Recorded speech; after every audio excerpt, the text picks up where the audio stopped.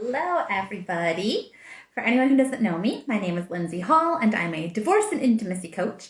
And I come on every week and do these tea break chats where I have a cup of tea and talk about what's been going on in the past week or so, kind of a week in the life of an intimacy coach, lessons, challenges, all the things, life chat basically.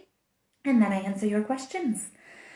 So today, the thing I want to talk about actually, well, I wasn't sure I did want to talk about it, but it's kind of, what I do. And this is the big current topic, is yesterday was actually my 3-year divorceversary. So 3 years to the day when my divorce is finalized. And honestly, that day itself isn't a day that sticks in my head, not the date, but I knew that it came through on the date that we got my oldest child's school placement. And yesterday we got my youngest child's school placement. So the two are linked in my head. And because I hadn't been thinking about coming up, and then I knew yesterday that it was the same day, and I was like, oh, weird. It's 3 years since my divorce was finalized. And then was thinking about kind of what happened a year ago on the same day, and because that was another big thing for me. And then I was like, man, time is weird. And I kind of put it out of my head. But I had a funky day yesterday. And as part of this program that I'm in, I have access to weekly nervous system regulation sessions. So it's half an hour, Tuesday afternoons, where you can jump on, we get led through various nervous system regulation exercises, learning lots about it. It's great. I tend to do them on the days where I am feeling frantic and frazzled and like, oh God, I need to come down right now. But yesterday I was feeling really good, but I still thought, I'll jump on the session because it's good to do these things, in the good times as well as the hard times. But when I got on the call and she had us check in with our body, really tune into how we're feeling, suddenly I was like, I'm feeling more activated than I thought I was. And I was feeling things in my body. It's like, okay, well, that's exactly why you do these sessions. Hello. So I went through the nervous system session. It was really helpful. I felt really good in the stuff that we did.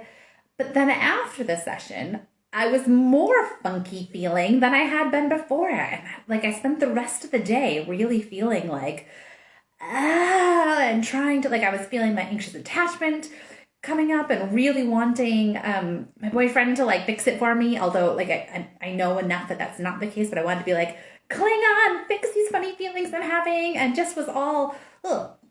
And it wasn't really until kind of the very end of the day / this morning when I went, I think the divorceversary had a bigger impact on me than I care to acknowledge.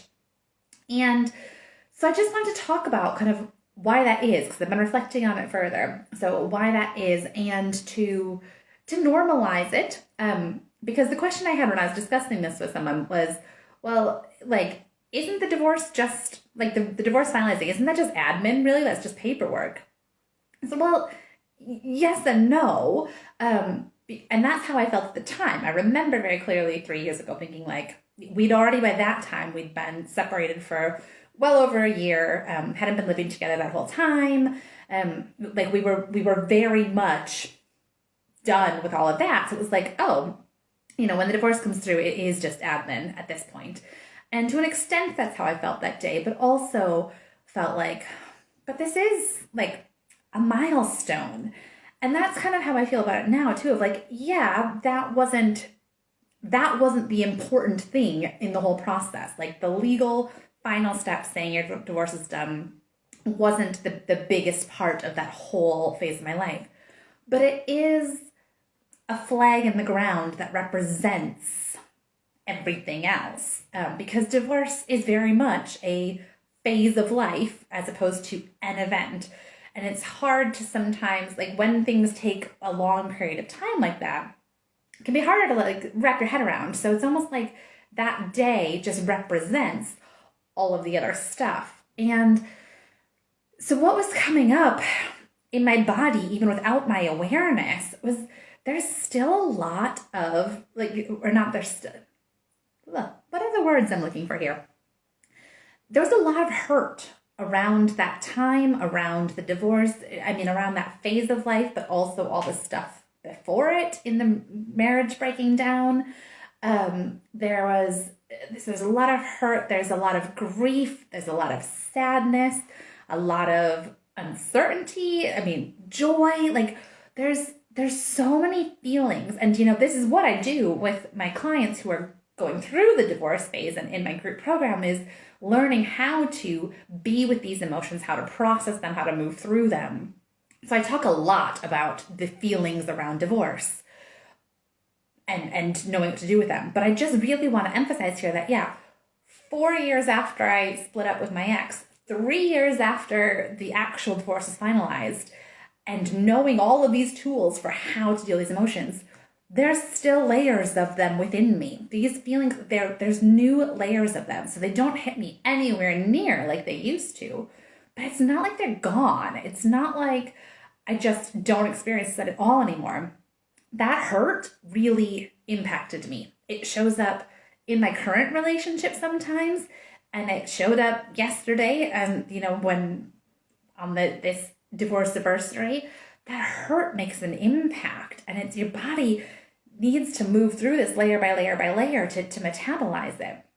And same with, like I said, like the sadness, with the grief, and there's all the emotions that came from the time, from that, like the emotions from then that are still being metabolized through my body, through my energy system. And there's new feelings that come up with it. Like the grief, there was a whole bunch of grief from then, but there's still stuff that like creates new grief and new feelings where and I want to point out really clearly here, this isn't I wish that we were still together. I'm not still in love with my ex. I think very much, I strongly feel that this was the best thing for both of us. It was the best thing for our family. I'm sure as hell in a much better place now. Like all of, that's why I do what I do, is to help people get to this point where whether it was your choice or not, you look back on it and go, thank God that happened, because look what I have done since then. And that is how I feel, of going, look what I have done since then. Look at all of this transformation that's come about because of that life event.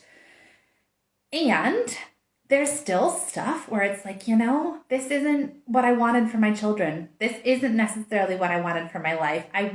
Could this have turned out differently? Would it be easier on my kids if we had one big happy family living in one house where they didn't have to move house to house and have their stuff split in two places, have two different sets of rules, two different sets of emotional regulation, two different sets, there's stuff like that where it comes to my kids where I'm like, this creates new emotions, and sometimes that creates new grief, and sometimes, trying to agree things with my co-parent is tricky. Sometimes we have very different views, which I also understand that parents who are still together, living together in a relationship, also have different views on how to parent. But there can be more incentive sometimes to work through those differences. It's harder sometimes to work through those differences when you're co-parenting. So there's stuff like that comes up now. So not all of these feelings are historical feelings. The divorceversary, again, that flag in the ground is just a moment to kind of go, oh yeah, it's to take stock of where you're at, and that can be complicated. It can be so many good things, and it can be some hard stuff, and it can be some grief, and it can be those mixed feelings. So I think another comment that I had when I was talking to somebody about this morning was, well, isn't this just you attaching this meaning to a day? Like, why did this day throw you off so much? It's just a day. Like, you're the one putting the meaning to it. And yeah, that is true. And so you could be tempted to just say, it was just an admin day. It doesn't matter at all. Like, just, carry on, don't let it affect you.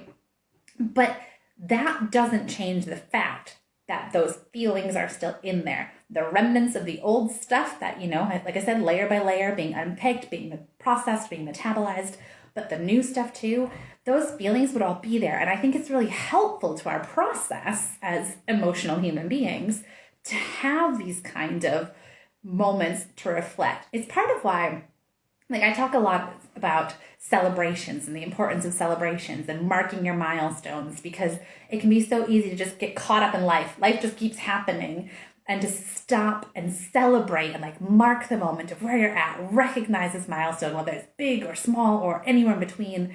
I think that's really important. And the same thing goes for all these kinds of emotional things. I think it's really useful to stop and mark the moment and to reflect on what has happened, where you're at now, what the future holds. And without that, it doesn't change that the feelings are there. It just doesn't give them the chance to process in the same way. So it's having these milestone markers, whatever they may be. This one is the divorceversary. Sometimes it's a holiday that comes up. Sometimes it's somebody's birthday. Sometimes it could be your anniversary. There's various things that throughout the year that I know trigger me to sort of have these thoughts and memories. But this is one of them. So this is just one of the ones where it's like, oh yeah, okay. And to just reflect on like how bizarre time is, because yeah, like in some ways, I was looking back going, God, was it already 3 years ago that finalized? And then going, has it only been 3 years? It feels like it's been a freaking lifetime. Like surely it was more than 3 years ago. And just kind of having that moment of like, time is weird. So yeah.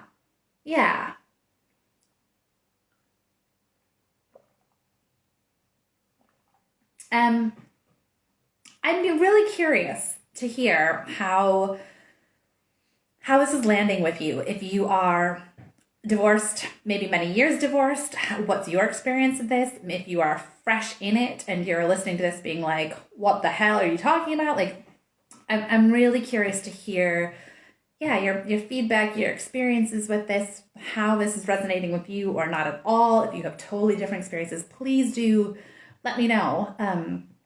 Send me a message, leave a comment, do all the things. But yeah, do you know your divorceversary? Do you mark it? Does your body feel weird? Is it not a big deal? Is it just another day to you? Is it a massive freaking deal? Like, tell me the things. I want to know. Okay, then I'm going to move on to the question that I had from today, which is a really good question and one that I am absolutely very qualified to answer. So the question was, do you have any tips for going back to the office into a corporate environment? And so, yes, I have coaching tips nonetheless, but also you may know that I have recently gone back into work. So after a year and a half of doing my coaching business full time, I've now started doing corporate accounting work 2.5 days a week, in addition to my business, to complement each other. And so, yeah, I got some thoughts. Now, I know that you said, the person who asked this question said that it's been 5 or 6 years since you've been in this environment. So although you're super excited about it, the feelings of anxiety are kind of skyrocketing, new people, new environment, using your brain again in a whole different way for the first time in a long time. Any tips? So my deep breath is one of them. Tip number 1, ground yourself regularly. And actually, I'm going to just refer to last week's tea break chat. So if you haven't watched it yet, watch it. If you did, watch it again. But last week I talked about 2 things that I think are really useful here. The first one was managing energy levels. So this was when I was talking about my experience in the past week, and my energy levels had absolutely crashed. And I talked about what I was doing to honor my energy needs and to replenish my energy. And I went through a bunch of stuff there. So that I think would be really helpful here. The second thing I talked about last week was grounding yourself during an anxiety attack.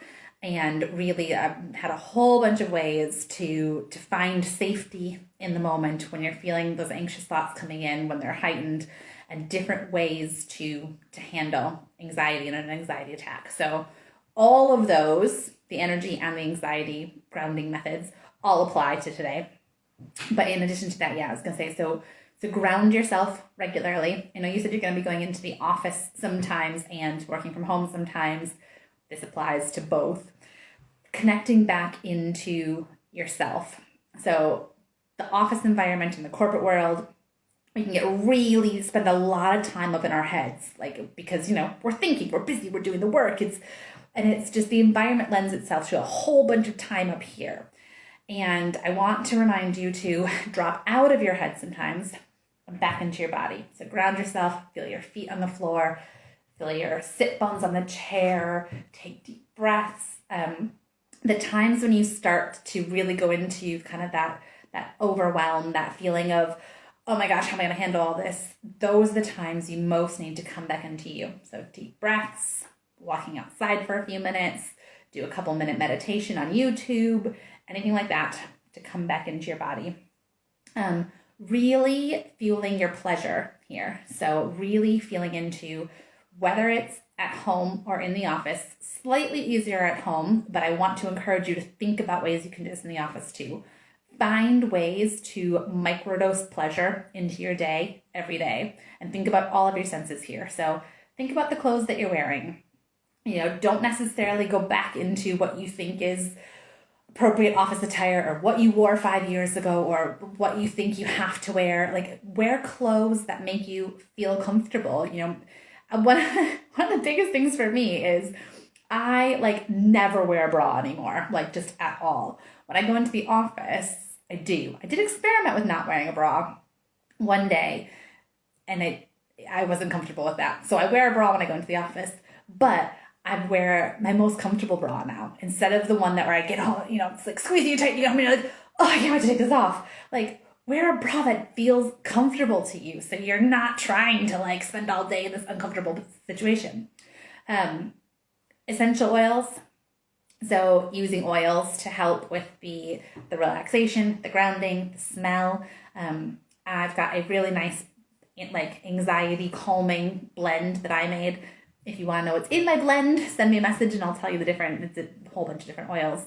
But rolling some of that on your wrist, finding ways to, when you're working from home, or no, like I said too, in the office, but having stuff on your desk that you can see that brings you joy and pleasure. So maybe it's plants, big fan of plants, a little figurine, a picture of your family, whatever it is, having things you can see that bring you pleasure. Biggest tip is be gentle on yourself, be compassionate with yourself. This is gonna be a transition. Absolutely. There's no way around that. It's been a long time out of this, and it's going to be, I know you're super excited about it, but it is going to be a stark difference to what you're used to. And so as you are adjusting to this, please be gentle, be compassionate. I mean, it took me probably, I think I'm pretty much in this now, but probably a month, and that was only me working 2.5 days a week, and only after 1.5 years out. So if you're working full-time after so many years out, just know it's gonna take some time for you to adjust to it, and that's okay. And you might have a roller coaster of emotions, and that's okay. And you might not even know that, it might not feel like it's anything to do with going back to work, but you just feel off. That's okay. Your body and your energy system, they all need time to realign to this new reality, to figure out what's the new flow of your day, what's your weeks, what's the rhythm like in your life now. And it takes time to find that and then get used to it and align to that. So just be super gentle to yourself. Be very aware of your energy needs. So, you might need to sleep loads more. Go for it. You might need to start exercising that you haven't before. I will say that when I started back at this job, at this corporate work, that's the time when I went back to working with Pippa, the personal trainer that I work with, because I knew that my days, I was going to be so much busier than I was before, and I needed to have a physical outlet for some of the stuff. I needed to be able to shut off my brain from all of the other things I was trying to juggle and focus on my body. I needed to be able to move that energy through me. I needed to be able to release all the shit that wasn't serving me anymore. So really, actually, when I knew I was getting busier is the time that I doubled down and went back to work with Pippa to do my training as well. So giving your body, and sometimes there's days where I'm too fucking tired and I can't do it, and I shift my workout to the next day. but knowing the difference between like my body desperately needs a rest versus just can't be asked, and actually I need to have the discipline to get up and do this because I know it'll be good for me. So trusting yourself and learning to listen to yourself and your needs and honoring that, absolutely going to be huge, particularly in the transition period, but even in the time that follows that. Is there anything else?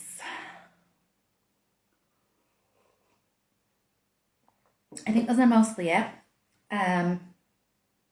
Yeah, how does that feel? How's that sit with you? I want to reiterate that connecting back into yourself. So going back into the office environment and being around all these people and feeling like, I'm going to hazard a pretty strong guess that at some point, even if it hasn't already, maybe it already has, but at some point imposter syndrome is going to jump in, because it's a super awesome thing that most of us have, where it's like, who do you really think you are? You can't do this, or you don't know what you're talking about, or you're just faking it and soon they're going to find out. Like, seriously, this is so common. It'll pop up at some point, and the people pleaser of like, oh, they're going to want me to do this. All of these things can come up. Totally normal. No need to freak out about them. But grounding back into yourself whenever that happens and going, I actually have a whole lot of skills, and maybe I haven't used this part of my brain in a few years, but I'm really good at these other things, or I can learn that. And you might learn it a little bit slower. That's okay too. There is no set standards for all of this or set timelines. Like, be gentle, just know that you are really valuable. Full stop. You're so valuable, so worthy of love. You do not need to prove yourself to other people. Yes, you're trying to do a good job. You show up at this new job and you want to do well, but it doesn't have anything to do with who you are as a human. It doesn't have anything to do with your value or your worth as a human. So reminding yourself of that as often as you need to as well. Because it can be tempting to be like, oh my God, it's taking me so long to learn this that I'm not nearly as good as I used to be, or why can't I figure this out? I must be shit.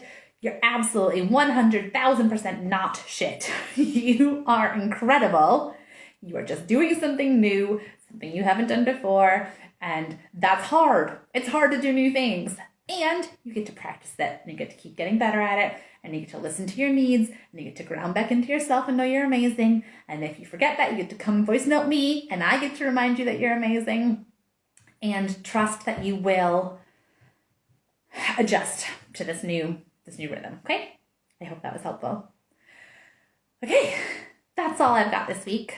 So please, like I said, let me know what comes up for you. Also, if you're listening to this and you have had a break out from work for however long and then gone back into the work environment again, if you have tips, tricks, questions, please share them in the comments, because although I offer this coaching anonymously, the people who ask the questions can still benefit from seeing your comments and your experiences too. So very much, please chime in, whether it's like giving advice to this situation, whether it's what I was talking about earlier with the divorceversary experiences. If you're more comfortable messaging me privately, absolutely go for it. But if you want to post stuff publicly so that other people can learn and benefit from this as well, that's absolutely awesome. And if this is bringing up stuff in you and you're like, I need some support here, I need some hand-holding here, I gotcha. I've got one-to-one coaching spaces available. So send me a message. We can jump on a discovery call where you tell me about your coaching goals. I tell you about my coaching packages. We see if they align and we go from there. So let me know if you're interested in doing that. And other than that, I will be back here next week to do this all over again with a new week of learnings, a new set of questions from you guys. If you have questions you want to ask for next week, send them over to me. And that's it. Have a wonderful week. I love you lots. Good luck with whatever you got going on. If you need me for support, send me a message. You know where to find me. And I'll talk to you soon. Bye.